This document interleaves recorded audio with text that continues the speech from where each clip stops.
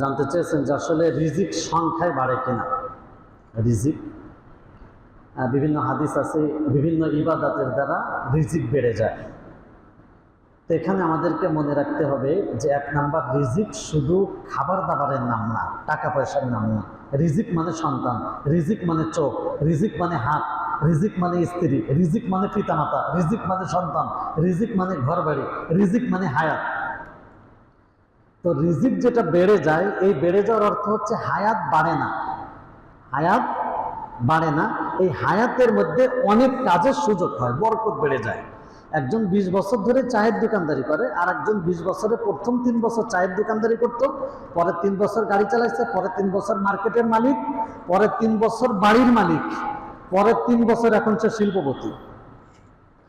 তাহলে দেখা যাচ্ছে কি, এই যে যে আস্তে আস্তে এটা হলো রিজিক। আল্লাহ রাব্বুল আলামিন তার রিজিক ওই যে পাল্টায় পাল্টায় দিচ্ছেন।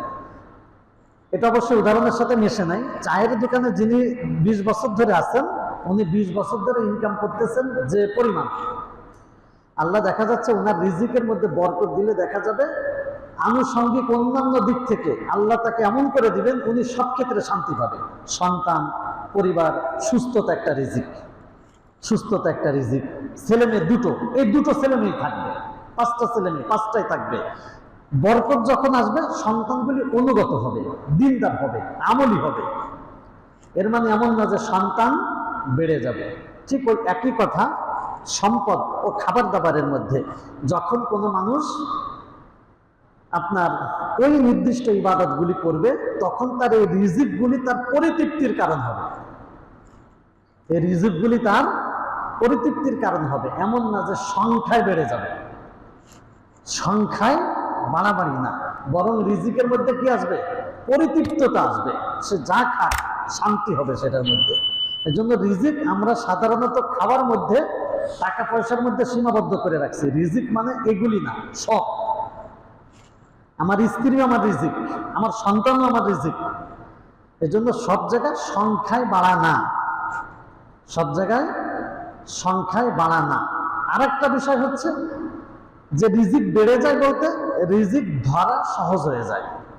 যেমন আমি অনেক পেরেশানি হয়ে এসে ভোরের থেকে রাত 10টা পর্যন্ত পরিশ্রম করতে করতে, নামাজ নেই, রোজা নেই, কিচ্ছু নেই, করতে করতে করতে করতে মাসে 15,000 টাকা ইনকাম করি, 500 টাকা ডেইলি, আর কোনো কাজ করতে পারি না। আমার ওই সমস্ত আমলের কারণে আল্লাহ এমন বরকত দিলেন যে আমার ছোট্ট একটা চাকরি হয়েছে 3 ঘন্টার। ওই 3 ঘন্টায় আমি 15,000 টাকা ইনকাম করতেছি। তাহলে ইনকাম যে 15,000 ছিল সেটাই আছে।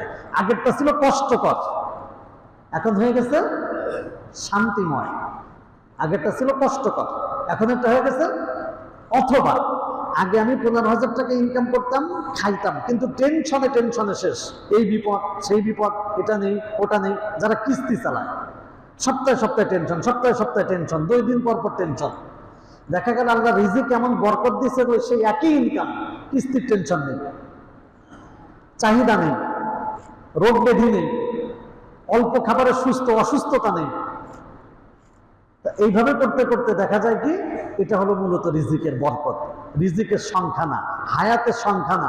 চোখ 2টোর জায়গায় 3টে হবে না, সন্তান 5টার জায়গায় 7টা হবে না, স্ত্রীতে বরকত মানে 2 বউ হবে না। তার মানে স্ত্রী তার শান্তির কারণ হবে। আশা করি বুঝতে পারছেন।